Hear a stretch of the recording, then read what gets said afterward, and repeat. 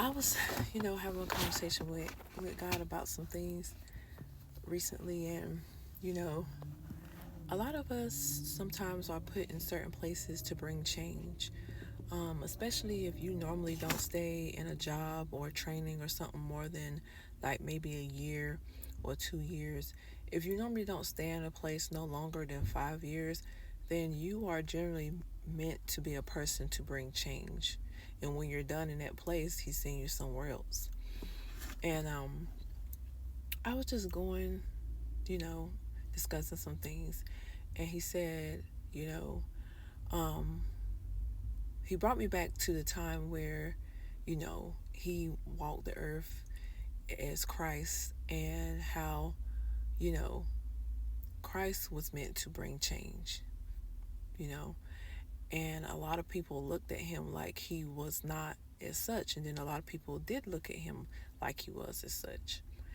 And he told me, when you go into a place, you are either going to be the solution or you're going to be part of the problem. And this is when you go into a place that is not together, where there is not order, where there is not a lot of things that there should be. And he said you are either going to be the solution or the problem. And if you're not part of the problem, then you are the solution to the problem. But just because you are the solution does not mean that you are going to be liked. And he was like, when the world hated you, just know that they hated me first. And he said, people might not necessarily hate you, but the good things about you they might not like, and they might not see it as good, but it is. And he said, just remember, if you are not part of the problem, you are part of the solution. And most of the time, when you are part of the solution, people will have a problem with you, because people do not like change, even if it is for the best or for the good of, the whole. And, I didn't really know how to feel about that. But when I thought about it, and I thought about his story, and I thought about what he came to do in the world, and I thought about, what I read in the Bible about around that time, and he brought me back to the Pharisees, and how, the people who did follow him, he said people will follow you and be with you as long as it is within um, their favor. But I'm gonna need you to be grounded in doing what is right, standing for what is right, even when these people are not with you. He said, because the people that was with you when you first came into these places, when you start to bring change, they're not gonna be with you on everything. And they are not gonna be who you actually thought they were at times. And, I thought about it, and he was right. Because no matter where I go, I notice when I say certain things, I notice people don't take a liking to it.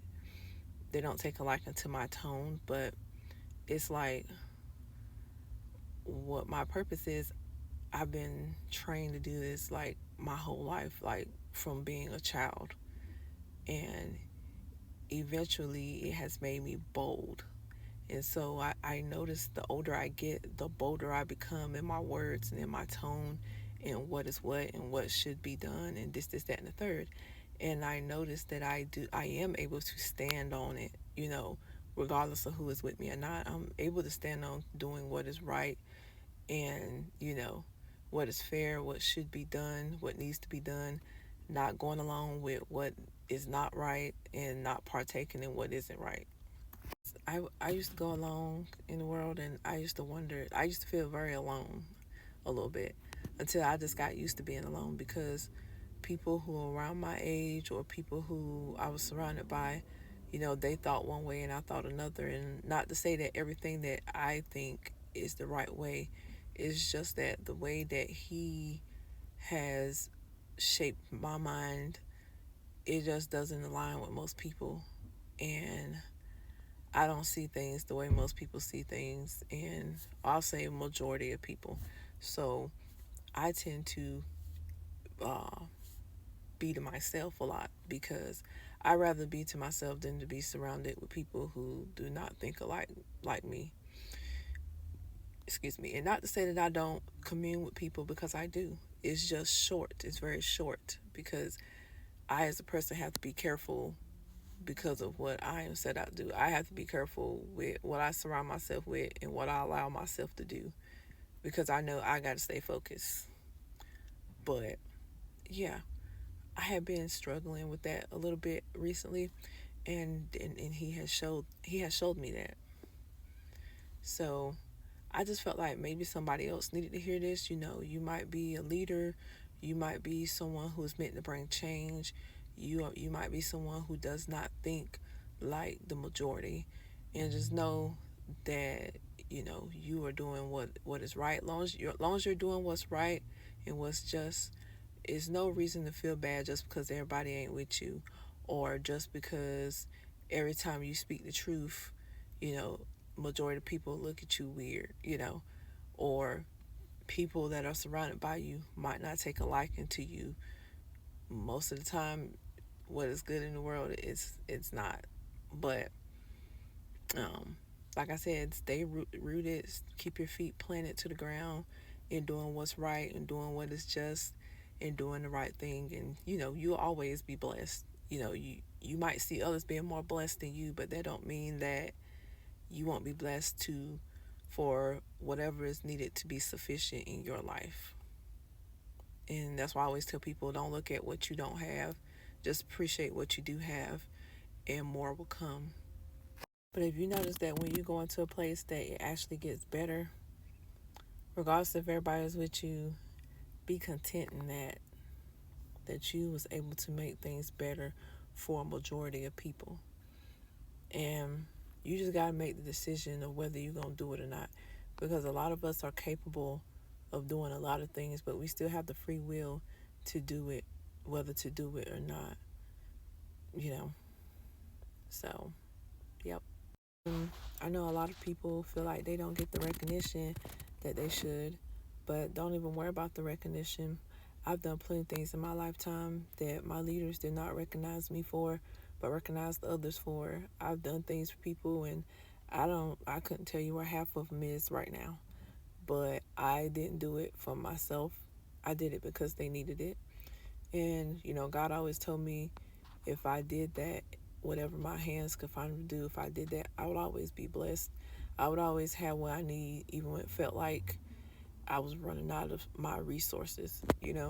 And, when we work on our jobs and we do other things in the world, we're supposed to do it like we're doing it for Christ, like He's here in our everyday life watching us.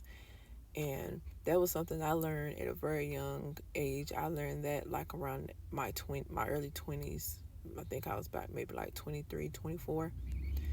And I'll never forget, it was a preacher that came to me when I was working, and he said, God said, if you be faithful over a few things, I'll make you rule over many. And when he said that to me, I received that word in my heart, and then I took it and I ran with it, you know? And that's when I started doing things as such, and that's how I became the person that I am now. I was over no one. I started all the way at the bottom, and I'm not at the top, but I'm almost there, just for being obedient and faithful and having faith in that one word that a man of God gave me. So um, if you are in that stage, or you at the beginning of that stage, just remember that. You want God to give you more? Well, show Him that you are worthy of more. Show Him that if He did give you more, you wouldn't squander it or waste it or do it, you know, for your own magnification. Because a lot of us don't have more because we wouldn't know what to do with it, or if it was given to us, we wouldn't use it appropriately. So that's something to think about.